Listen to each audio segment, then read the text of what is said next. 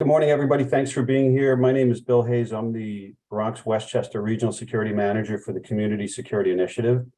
On behalf of our Executive Director, Mitch Silber, and Security Chair, David Pollack, who couldn't be with us this morning, I'd like to welcome you all to Consultants Corner. Over the next hour-ish, we hope to give everybody on board here additional information, useful information that you can use when you implement your grant projects. And if Community Security Initiative is new to anybody here on the call, just as a reminder, our goal, we are a joint effort of the UJA Federation and the JCRC of New York, and our goal is to help Jewish institutions improve their security through a variety of methods, including target hardening, access to grants, procurement assistance, such as this program that we're offering today, and threat intelligence. And if you've been watching the news at all in the New York area, you know how rewarding or useful our threat intelligence program has been, and it really paid dividends over the weekend in thwarting what we think could have been a serious attack. So with that, I'm going to hand off the program to our team members, Ilya and Dov, and they're going to carry us through the today's Consultants Corner. Thanks for joining. So welcome back. Just to explain, real quickly before we go through the agenda for the day and what we're discussing, just wanted to introduce ourselves. So these sessions, again, which will be now bi-weekly this year, bi-monthly, every first and third Tuesday of the month, will be hosted by Ilya Umansky and myself. And just real quickly before we get started, just wanted to have Ilya introduce himself. Thanks, Dov. Hello, everyone, and welcome back. My name is Ilya Umansky, and I've been working with the grant program since 2005. I've been a consultant for a number of years. I've also worked for a big insurance organization, doing global projects. And I spent quite a few years helping organizations around New York City metro area help build their security, improve it, and one of the most notable projects that I had the privilege of working on was the UN headquarters in New York City, 1st and 42nd. So, it's been a great privilege to work with the community, such as yourselves and your peers, to help you navigate both the grants, the application, and also, most importantly, implementation, as the community really looks for assistance in getting improvements set up at their facilities. So it's great to be back, and look forward to receiving your questions and inquiries. We're here to help. Gotcha. Thank you, Ilya. And myself, I'm Dov Horowitz. I've worked both inside and outside government on these grants. Has worked as a private consultant in the private industry, in healthcare, and other security roles, and now as a consultant to the CSI team. As Bill mentioned, a lot of services we do, and one of the things that CSI provides is what we call procurement assistance. So the Consultants Corner webinar is specifically for those of you who have been awarded a grant. We start from the beginning, but there might be many of you who have an older grant, maybe further along in the process, and we'll get there as well. But we, want to take what you'll see as a step-by-step approach. There's a lot of information. If you've attended the states webinars, if you've seen their information, their PowerPoint information, there's a lot of information to digest at one time. And we want to help you interpret it. We want to help you dig through all the information and pinpoint you on what pertains to you. Our goal is not to make up new information, but use the resources that are out there, like the states webinars, like the contracts, like the PowerPoints, to actually help you understand the rules as you navigate. Again, these will be every first and third Tuesday of the month. We will send out more emails to notify you so you can sign up and make sure you're registered. We also want to keep these very simple. Like we said, there's a lot of information. So if we can really drill down to help you navigate it as you move forward, we're not going to cover everything today, and we're not going to cover everything in the next section. But if you stick with us, we'll really help you move along the process. In addition, besides actually the procurement rules, which is the core piece of what we want to do here, we actually want to make sure when you use these government security grant funds that you're designing effective security. And that's where Ilya and myself enjoy it the most. There's a lot of funds out there, but what good is putting on a great forced entry resistance door if it's not secured all the time, if your access control program isn't designed to support that. So now, again, we're going to focus mostly on the procurement rules, but as needed, we'll pepper in a couple of these actual physical security and security operations suggestions and recommendations. Also, a very important thing for our webinars, we want to answer your questions. There are a lot of questions. There'll be a lot developing as you hear what we have to say. Please feel free to use the chat function. We will not be answering in real time, but at the end of the webinar, we will go through all the questions to make sure they're answered. I'm sure some will be repetitious. I'm sure some you might hear the answers as we move forward, but we take great care to try to answer every question. And sometimes we stay on well after when we want to end, but we want to make sure you have your answers. So let's start from square one. First of all the services CSI does, we have our lawyers, we have make sure we got to have all our ducks in the row, whether it's for training, the assessments we do.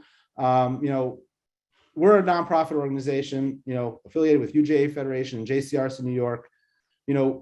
We have to make sure you understand that we're kind of a consultant and provide suggestions to you. Make sure, you recognize that at the end of the day, you got to use the best information you have with our recommendations. So what does this really, really mean for you? As CSI, we do not speak for any of the state agencies that administer the grant, whether it's DHSES or DISHES or DCJS or any of the acronym soup. We do not speak for them. I was actually talking to some contacts at DHSES last night, and they, oftentimes will hear, well, JCRC, well, CSI told us this. Doesn't hold much water. At the end of the day, your rep, the people from the agency will give you the final answer. We're going to help you navigate it. What I like to say is, well, the agencies are kind of like the ref. They'll tell you if you're out of bounds, if you're following the rules or not, if there's a flag. We're kind of like the coaches, and we'll help you run the ball. But at the end of the day, we still got to make sure that you get your answers, you get the clarity from your representative. So therefore what? Make sure you know who your rep is. Super critical. It's going to come back and forth a few times during today's session. Know who your rep is. Your rep is your friend. This is money. These awards are for your organization. They're allocated to you, and they want to help you. Make sure you know that, even if they're not too familiar with everything yet, because there's a lot of new pieces, especially with the DCGS transfer. We will help you and we will coach you what to ask them to make sure we're moving the needle for you. Because what we have done through helping other organizations, through testing the system, and knowing from the last 15 years of these grants. And like we said, part of the disclaimer is, even if we provide that guidance, feel free, we will not be offended. Confirm it with your rep. We'll word it even in a way so that you know what to ask them. So first steps, before we get into the guidance, we've already seen a bunch of acronyms, and we're going to refer to a lot of acronyms throughout today.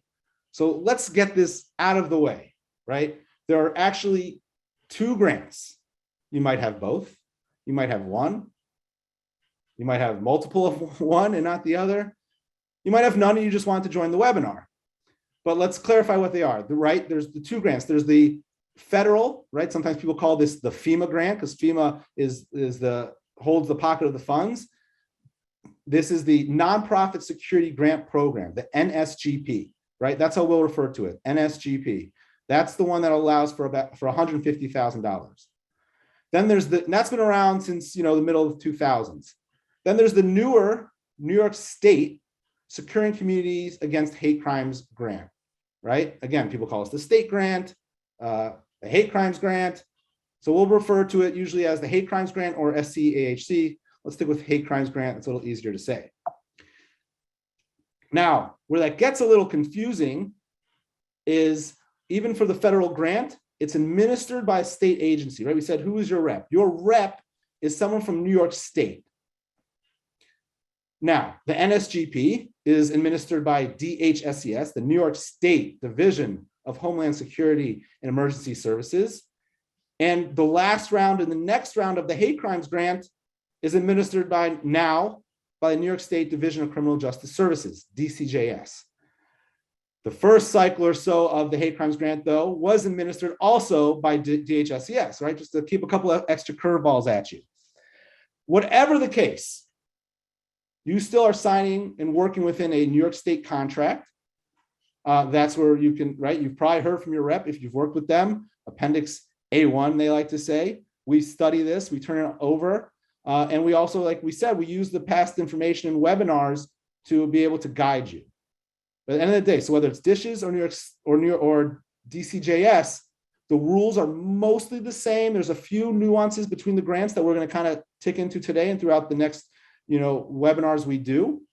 But for the most part, it's pretty similar. And if you just pay attention to which parts will say which grant it applies to, you'll be in a good place. Another very important thing, when we go out, a lot of what the RSMs, your regional security managers, who I'm sure you're familiar with from CSI, we'll do a Zoom with you, we'll meet with you in person, myself or Ilya might be involved as well. And some of the first questions besides which grant do you have is understanding your grant period, right? Understanding which agency you're working with. Also understanding even your budget. We're not there yet. We're not talking about the actual hardware and installs yet. That'll be future sessions. But this is the cover page of your contract, and it pretty much will spell it all out. An example, it might be a little different. But note your award dates. One big point you're going to see over just even today's opening session is that it takes a lot of time to navigate these grants. Maybe not the full 3 years, but it will take a while for the federal grant, for the NSGP.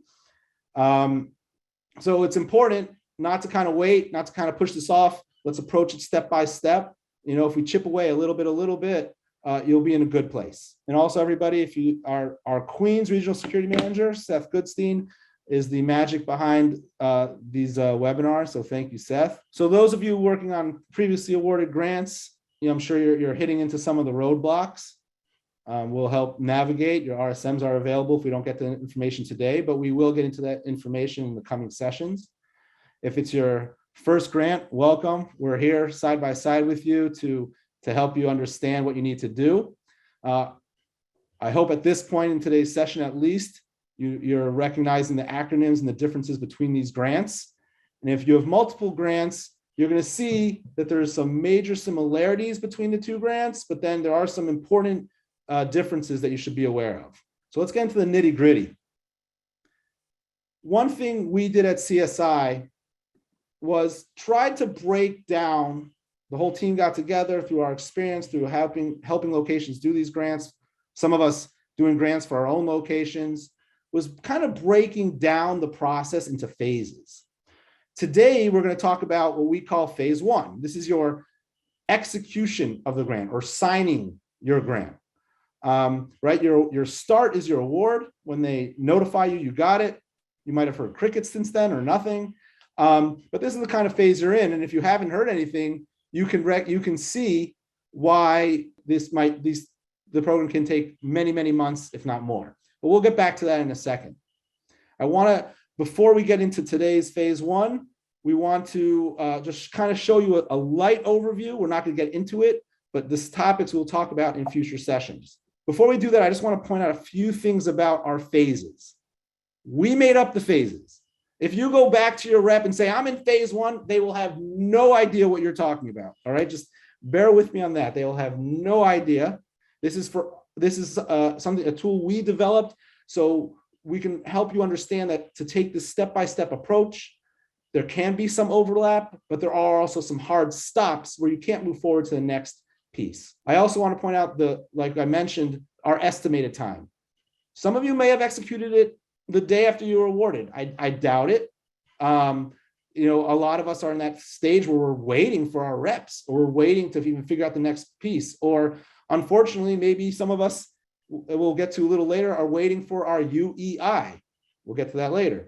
But as we go through the next few slides of the phases, I want you to note our estimated, again, it's CSI's estimated time of how long this takes. We honestly always get, we've been working on this so long, or maybe a board member gets back to to their executive who's trying to navigate the grant and carry it out with our help, it's been a year. Nothing's happened. A lot has happened. There's a lot of pieces for navigating and utilizing government funds that we need to follow. So there's a lot more than just the installation, spending the money. And the last piece is my disclaimer on the bottom of our, as we go through the phases, this is just, these bubbles cover just the kind of idea of where we are in the phase. It doesn't cover everything. We'll get into each phase a little deeper as we proceed through the webinar. But again, follow your contract, reference back to the state's webinars and information they provide, and of course, your rep. So we'll get back to phase one. That's what a lot of people want to hear today, but let's just understand the whole world here. Now, NSGP phase two, right? Recognize this is NSGP only, is submitting and waiting for approval on your environmental planning and historical preservation, EHP.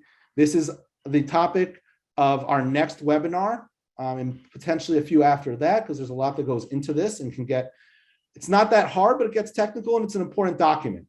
This can take anywhere from 2 to 6 months, especially because this does go back to FEMA. Your state rep will send this to FEMA for approval. And you have to wait for that approval before you can move on, before you install anything, before you advertise, before you work with vendors. You are in a waiting phase. To clarify, the EHP is NSGP only, all right? The hate crimes grant does not require the EHP, all right? So just recognize that. We're not trying to throw any curveballs at you. We're trying to navigate both grants with you because they're more similar than not, but this is one of the major differences.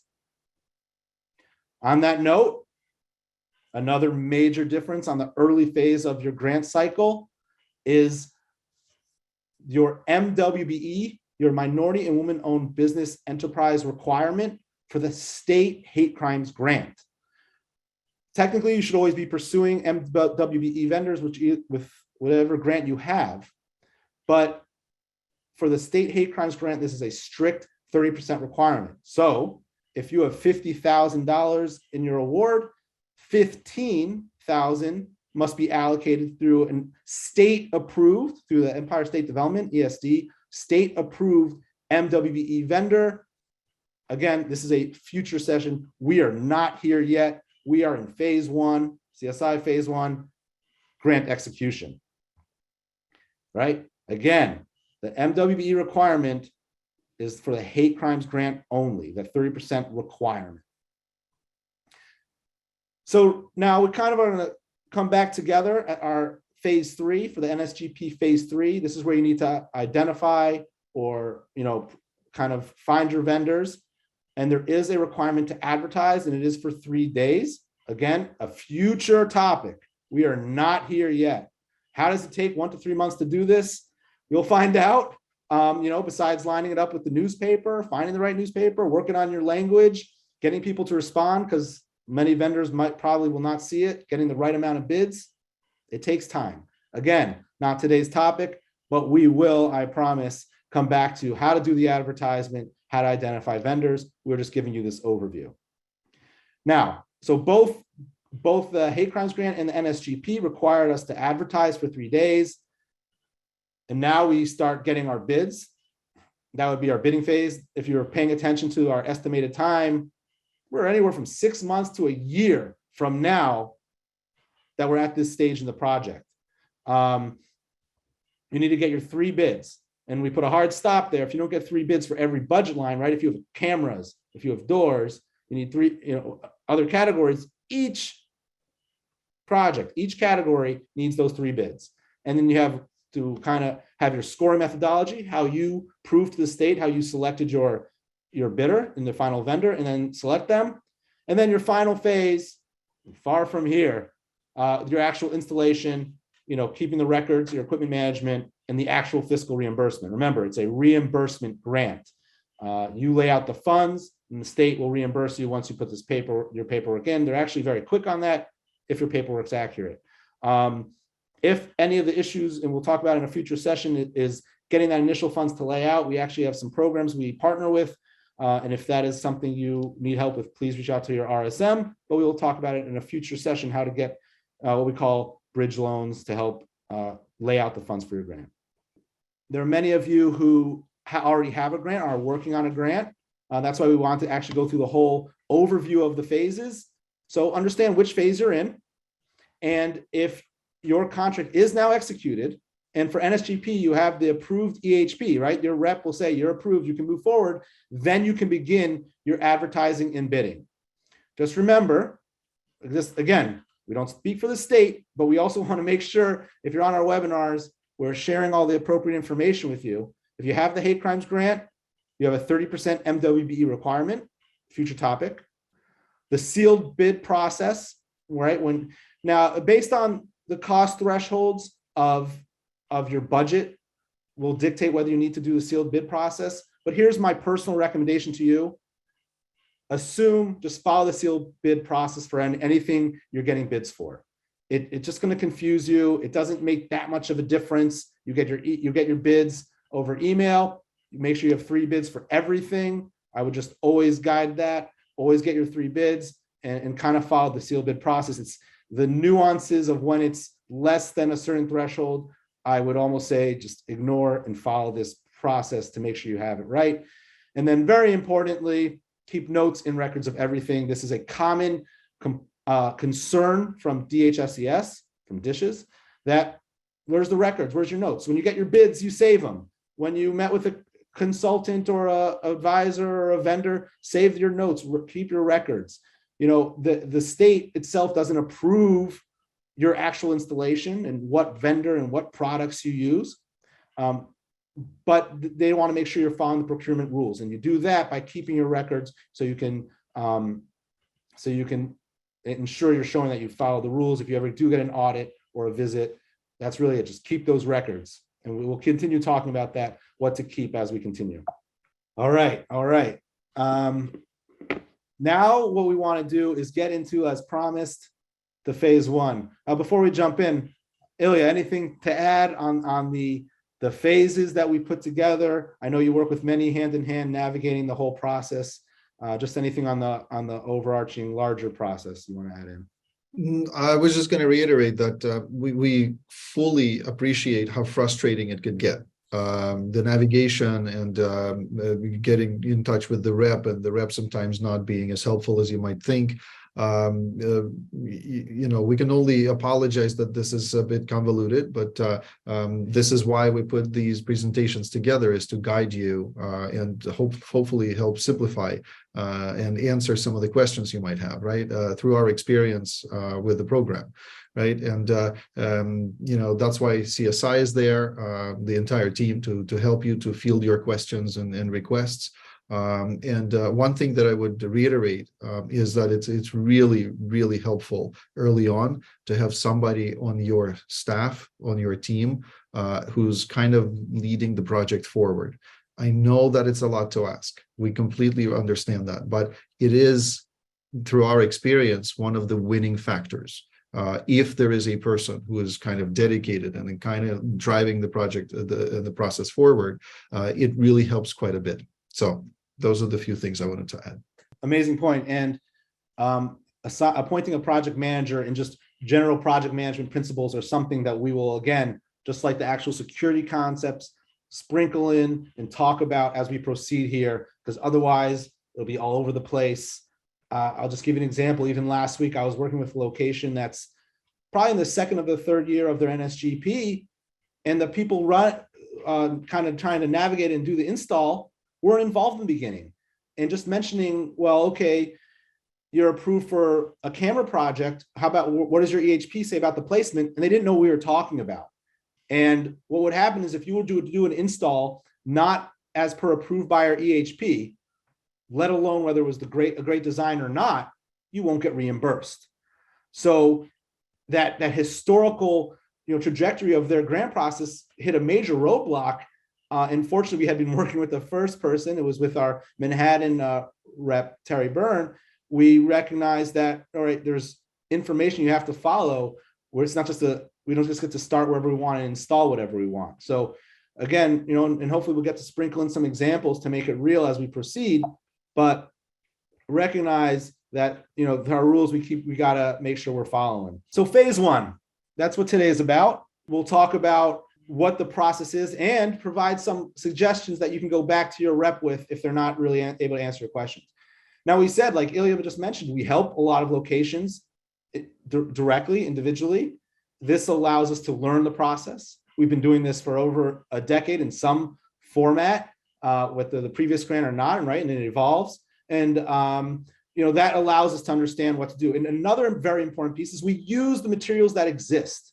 Our goal is never to reinvent the wheel. So if you notice in this bubble of phase one, I reference some NSGP part 1, SCAHC pre-22. The state dishes at least, for the grants that they administered, posted the webinars, their PowerPoints from their segments online. So to not reinvent the wheel, what we did is here's a link. If you follow this link, dhses.ny.gov/nonprofit programs, you will see these webinars. And talking about execution is specifically mentioned on page for the NSGP on page 15 to 23 of their part 1 webinar. You'll see when you go to that website that there is a part 1 and a part 2. It's a lot of information. And for a hate crimes grant, it's on pages 9 to 17. Similar, but different.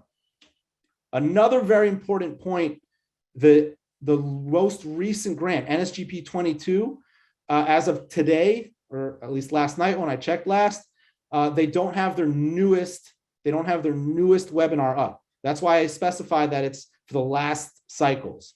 The information will be very similar, but please be aware that it's last year's. As soon as they do post more information, and as soon as DCJS posts whatever or shares whatever they will, we'll make sure that it's referenced so you can find the right information. Now, another big difference is the portal you use to navigate your grant and therefore execute it. This is where you applied for your grant and therefore doing all the things you need to do internally, where you're going to execute it. For the NSGP, this is on Dish's eGrants website. There's a link to the login page there. If you have the hate crimes grant, this will be in what's called GMS, Grants Management System, and the link is there. You should have used these when you apply, but it might have been a while. You might need to reset your password. You might need to reintroduce yourself. But one important thing is in those slides the state presents, at least like we said for the NSGP, it's really perfectly laid out. An arrow, click here, press this, do that. All right, so we don't want to reinvent the wheel. We're not going to go through that again. Find those slides, note these pages.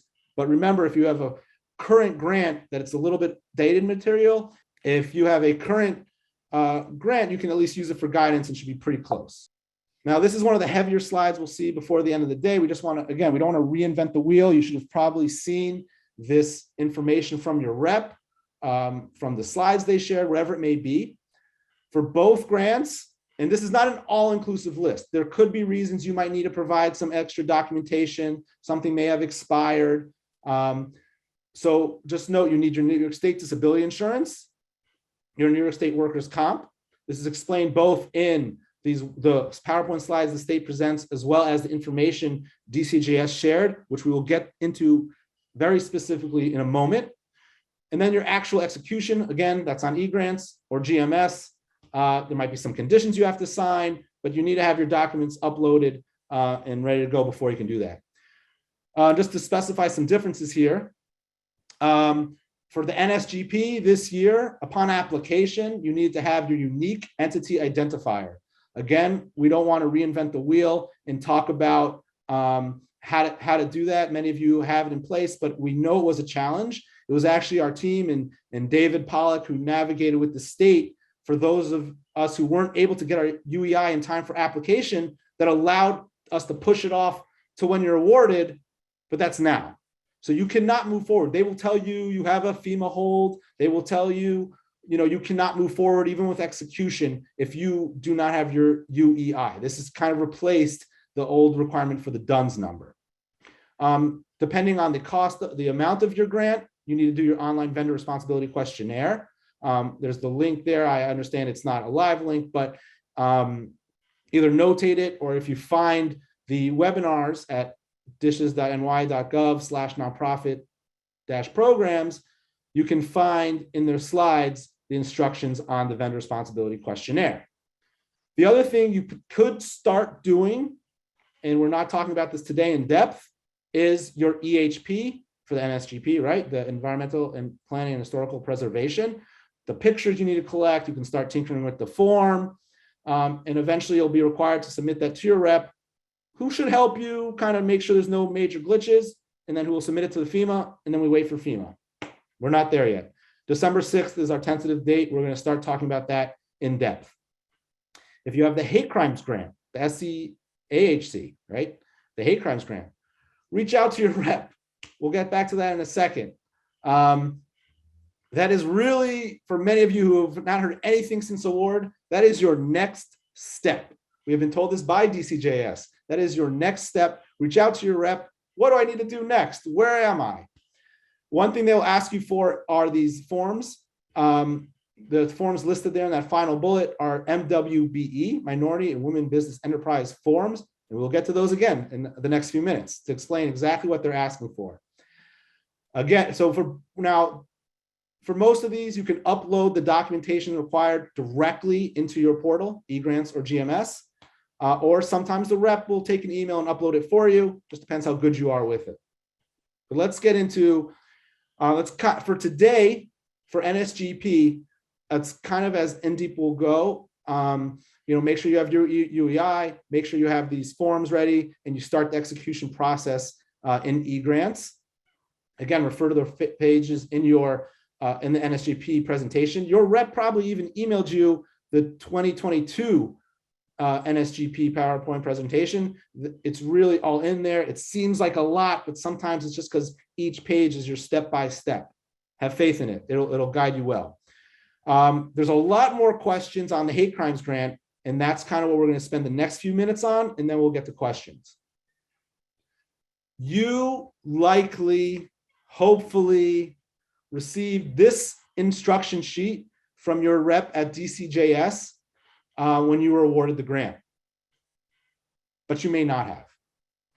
This so far is as much as we're aware of that DCJS provided for the awardees of the last hate crimes grant, right? There is the new award. We're not talking about that yet. This is using your funds, not applying. So this is information you should have seen. Now we're going to break this down again through our experience with the locations that we are helping navigate this cycle in some of our own institutions. So this is the instruction sheet blown up. We have been told directly, and I noticed the comment in the chat, our rep's new, our rep doesn't know. DCJS is staffing up. They're a great team there. We're working with the leadership, but they are staffing up because there's hundreds of grantees with a lot of questions. And the reason we're here today is because it's new to us to navigate these type of government programs and funding. We've got to follow the rules. But that being said, since it's so new and since these reps are coming on, they're not reaching out. Even though this letter says they will contact you, they are not reaching out. We were advised if you have a rep, they should have at least given you your award. Reach back out, ask what your status is, and ask what is next, right? They will then follow up with what you need, what's pending to execute your contract, which is kind of what the next few things we'll talk about today. We're going to kind of hopefully give it to you in more nitty-gritty real terminology. But that is really your next move. If you haven't moved the needle at all, reach out to your rep. Hi, we were awarded this grant. We need help. What's next? We mentioned for the hate crimes grant, now we're at 2 on their instruction sheet, the minority woman owned business enterprise, the requirement for 30%. We have learned through DHSES when they were navigating the hate crimes grant that this is a very strict requirement. What MWBE vendors can be used for what projects. We're not getting into the details of this today. This is a future segment. We are not there yet, as many of you are still just in the execution phase. But at the execution phase, we're seeing that we must fill out a form. We're going to come back to this and tell you what we have learned, how you can send this back to your rep. All right, so stand by on MWBE. That's where we're going to finish out today. One of the next things is that they're going to make sure that you are still pre-qualified. Whether you have NSGP, whether you have hate crimes grant, a New York State requirement is that anyone dealing with state funds, whether as a pass-through, right, for the federal grants or the state administered funding, You need to make sure your pre-qualification is up to date. Log in, check it. There are some things that do expire. So it is your responsibility to ensure that you stay up to date. We mentioned the proof of New York State workers' comp and disability insurance. So we're seeing this again, right? Dish's presentations provided some information here, and we're seeing it also from DCJS. This is a DCJS instruction sheet for the hate crimes grant.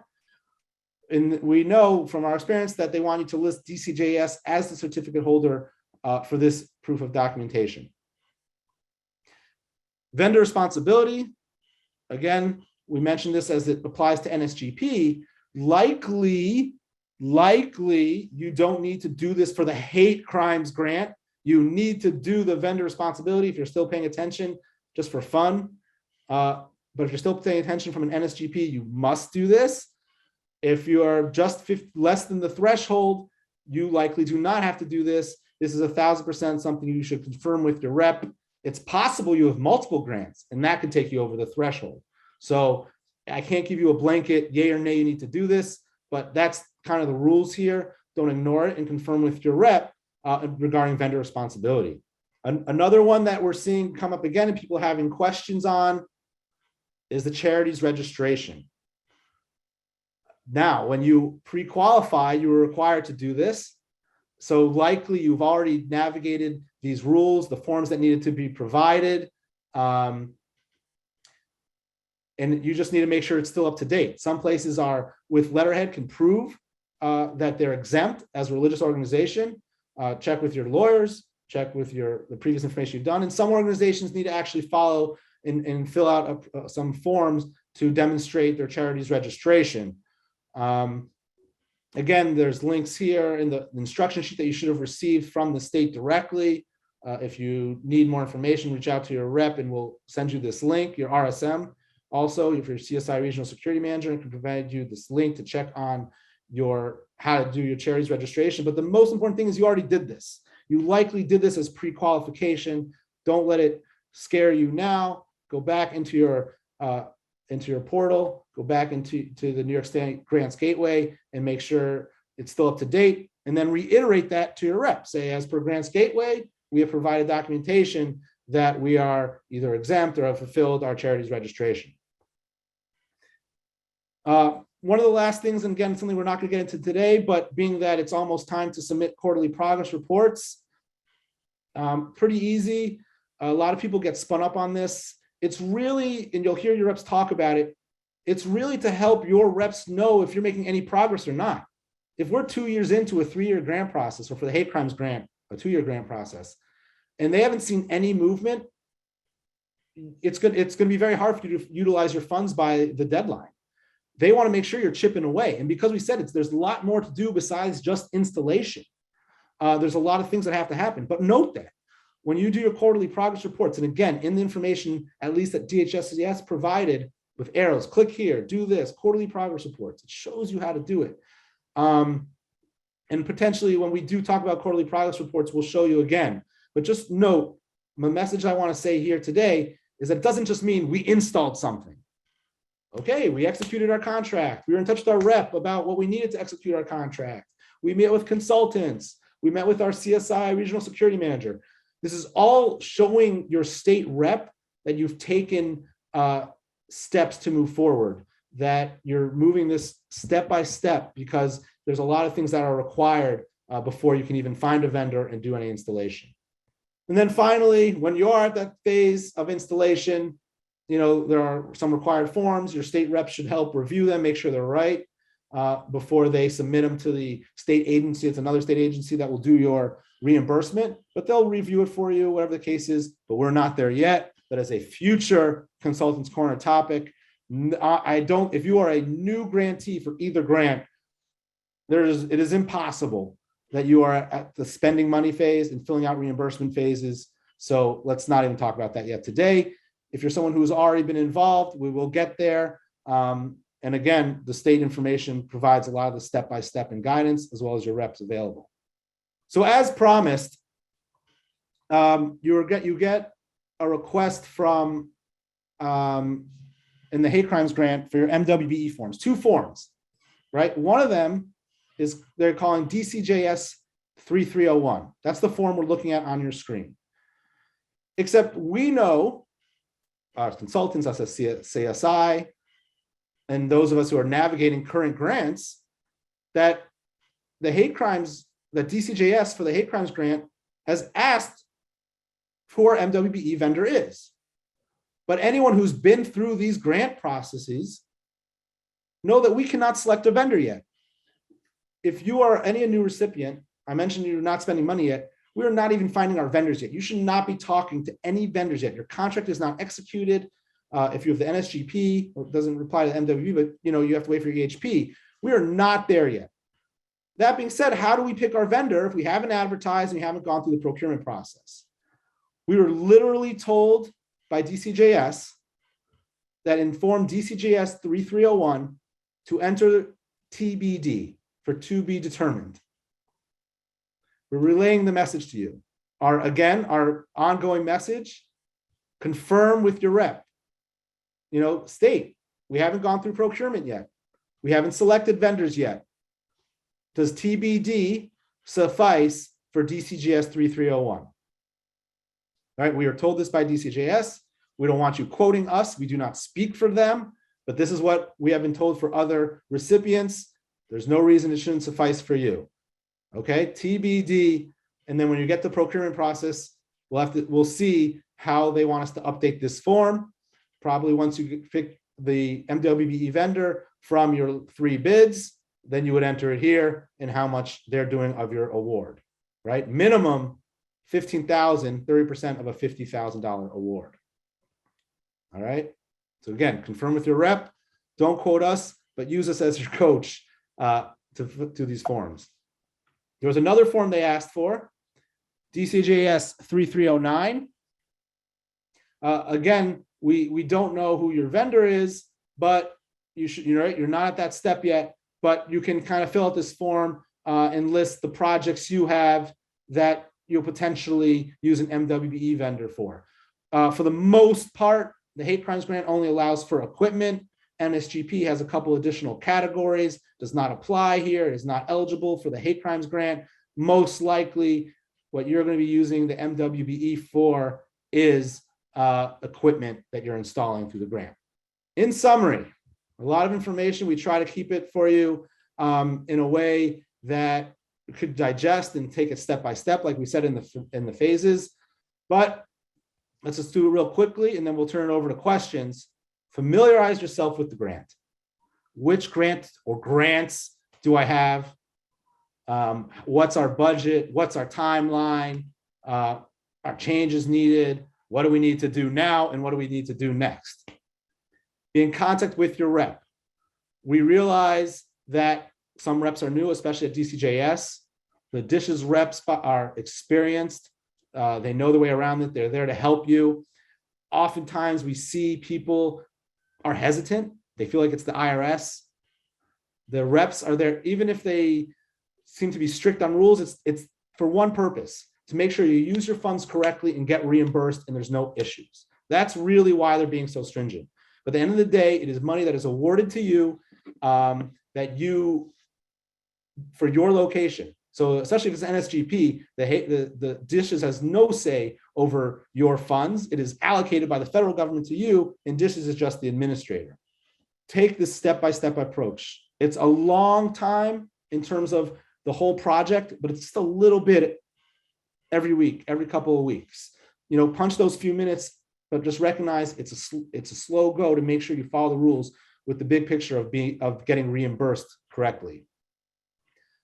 Your next step, as we talked about today, is executing your contract and providing the required documentation, right? The documentation we listed previously is part of your execution, and then you need to go into your portal, eGrants or GMS, to actually execute it and sign it. And then the next piece is stay tuned for our future segments, right? First and third Tuesday of the month, going forward till we take another pause. Hopefully that will be a while from now, and once we get through the whole cycle. December 6th, we'll start talking about preparing your EHP, right? That's in reference to your NSGP. And December 20th, we're going to have David Pollack do a takeover to talk about the newest hate crimes announcement for the newest hate crimes award, how to apply. But again, that's not really the point of Consultants Corner. But we want to make sure for those of you here who are applying for the next cycle and for everybody else out there to know how to apply for the next grant. So just keep an eye out. Our emails will explain the schedule that's upcoming. Again, these webinars will be recorded and posted, and pay attention for the links on our Consultants Corner webpage. And with that, we do want to take it, before we take it to Q&A, I'll turn it back to Ilya for a second. Anything more to add on these nitty-gritty pieces? But please note, be in touch with your CSI Regional Security Manager. We've recently extended into Rockland County with Ethan Ehrlich. The same exact services we provide in all the other boroughs and all the other counties around New York. Assessments, training, law enforcement coordination, and procurement assistance as well. So with that, Ilya, anything, and then we'll turn over to Q&A, and I believe Bill will be navigating our questions. Nothing to add. Look forward to addressing the questions. Perfect. All right, Dove, thank you very much. You did a really good job answering a lot of these questions. So if I read one that you previously answered, forgive me on that. You did touch on the fact that a lot of the reps at DCJS are new to this program. This is the first cycle that the hate crimes grant has resided with DCJS. And I know from the field, and a question was raised in the chat, basically, what do they do? I know, patience is in order. They're new at this program, but what is an institution to do if their rep does not have an answer? We don't want to leave them hanging in the wind. It's a great question. And it's honestly one of the most important reasons why we're adding hate crimes guidance to these webinars. Our first round through last year was very NSGP heavy, but we realized there's almost more guidance needed for hate crimes. Hopefully you received an email from someone at DCJS, and it wasn't a generic email. Hopefully it was your rep. Write back to them and be like, hi, we're checking in. We were awarded, I think it was back in June or July. It's been several months. What's next? What do you need from us? We want to follow the rules. What are the rules, right? Some of it we went through today and kind of gave you that behind the scenes on, but hear it from your rep and follow their guidance. If for some reason you don't have any emails from a rep directly, contact your RSM from our team. Say, hey, we don't have anyone at DCJS, and we'll work with your rep, your CSI, Regional Security Manager, to identify someone you can reach out to ensure you're moving forward. Thanks, Dove. You did go over clarifying the advertising and pre-bids and encourage best practices there.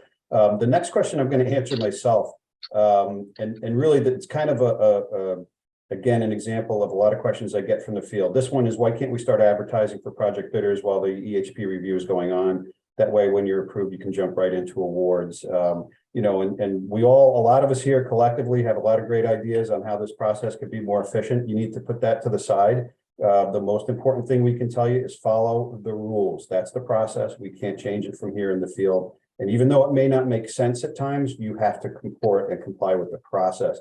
And that's where a lot of organizations run off the rails. So, I hate to sound flippant, but sometimes, we revert to, look, it's government work. If it doesn't make sense, you just got to kind of live with it. So be sure that you're following the rules.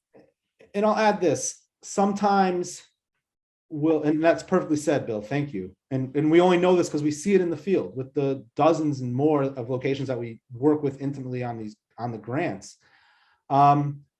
There's also the problem if you get ahead of yourself and then you start working with vendors, and even though there's certain things that can run concurrently, we broke them up into distinct phases. Technically, some things could be run congruently. We strongly advise against that because therefore what happens is the opportunity for a misstep and then a redo. Let's say you did do an advertisement early, and then you're not supposed to be talking with any vendors yet. You start getting the bids, you don't follow the rules. You're gonna have to all do it all over anyways. And we've seen that a lot, and it's very cumbersome. So I really advise follow that step by step. And most importantly, if you're a new grantee, the state, I don't even think talked about advertisement yet. We haven't talked about advertisement yet. So how do we ensure we want to make sure that everyone who's working with us is following the rules. And if you haven't heard the rules yet, how are we doing it right? Even there's so many rules across the board on navigating these grants, on doing the procurement process, that if it's all thrown at you, it's inevitable we'll miss something. And then we have to go back and recoach them how to undo it and fix it, to make sure, end of the day, you do get reimbursed. And even worse, which also could potentially happen, is any type of charges or using the money incorrectly in whatever can of worms that can open. It happens. So we really want to make sure you do get reimbursed and don't have anything, I don't want to say criminal charges, but there are people who do abuse the grants and don't follow it correctly, and it can happen. And we want to keep you miles away from any of that. Yeah, we certainly don't want you to be out of pocket. Again, another question common from the field. What if you complete the EHP with certain specifications and look, time goes on, you start bidding out the work, you decide there's a better placement or a method to do that work. Can you amend? Is it necessary to amend the EHP so you don't put your reimbursement in jeopardy? I'll answer quickly, and then if Ilya has anything to add, because I know he works intimately with EHP on many locations. It's common. It happens. We need changes. Even if you weren't doing a government grant, you're doing a security project, things change. What's behind that wall? I can't install that there. Or we actually are talking with a security consultant now, and they said it's actually better to do it this way, right? Because when you applied, it was just, hey, maybe we'll get this money. We couldn't invest that time and energy to design everything perfectly. So there is an EHP, and again, this is not for today, in future sessions, there is a process, an IJ modification, and you can go back to your rep and they'll help you navigate with FEMA to update your EHP. But just recognize, if you already have an EHP approved, and right, we said that could be anywhere from 2 to 6 months, and now you waited for that cycle and make a change, it could be another few months. Another reason, it's not a bad thing, but another reason to start as soon as possible, to make sure you have as much time as you need to get through these requirements before you actually do your projects. So there is a process to update your EHP. If you want to make changes before you've done your EHP, talk to your rep now. I think that's the best way to ensure you're following the rules and can modify it accordingly. So talk to your rep. Can you go over briefly the difference between e-grants, GMS, and this migration that's happening, and also the pre-qualification process? We always encourage people to get pre-qualified and stay pre-qualified. But last year there was a streamlined process. Is that still in effect? Okay, a couple questions. A lot to chew on there. Yeah. Okay, so first of all, the two portals are very similar. DISH's e-grant system and DCJS's GMS, grant managers, they're very similar. They look very similar, but they use two different systems. And that's what we were trying to explain early on. Depending on which grant you have, will dictate which portal you use. If you have both grants, you're likely using both portals, one for your federal NSGP and one for your hate crimes grant. If you have an older hate crimes grant before the projects was turned over to DCJS, then DISH's remains your rep agency. What's actually called a state administrative agency. DISH's remains your agency through the life cycle of that grant. It's the last hate crimes grant cycle and the current grant cycle for the hate crimes that is being managed. Your rep is from DCJS. So if you have an older hate crimes grant, you're still working in e-grants with DISH's. It's a little confusing. It's a lot there. Just again, if you have future questions on that, reach out to your RSM, your rep, to clarify. But it's dictated by which grant and then what year of your hate crimes grant. Was that all your questions, Bill? I think there were a few more in there. The two systems, the migration and pre-qualification. Last year there was a streamlined pre-qual. Did you get into that? We're going to stay away from pre-qual. If you're at this stage, meaning this consultant's corner is for grant awardees. That means you've been through pre-qual, whether streamlined or not. It's just not the forum to navigate that, but we advise, because you're required, as we saw, to keep it updated. So log in, make sure your forms are correct. When we do our consultants corner to talk about the future application, We will obviously talk about pre-qualification a little more in depth. All right, two more questions and then that should be a wrap. The next one is referring to, is there an opportunity to recoup costs for ads through the program? Or is that just considered the cost of doing business? Cost of doing business, that's not reimbursable under the grants. You don't need to put it in the New York Times, put it in a local paper. Probably a couple $100 investment. Another reason why we want to make sure we're following the rules right, sending the timelines right, so you don't have to redo it. At least when we do it, let's do it right. We didn't talk about it here yet, so we're not there yet. I don't think the state has talked about advertisement yet. So just step by step. Maybe Seth can put the link where we can, where we're going to be posting the video and the slides. The emails about Consultants Corner includes a link to our the website where we post last year's videos, and we'll start beginning posting this year's. If you have some EHP questions, that's actually a really good idea.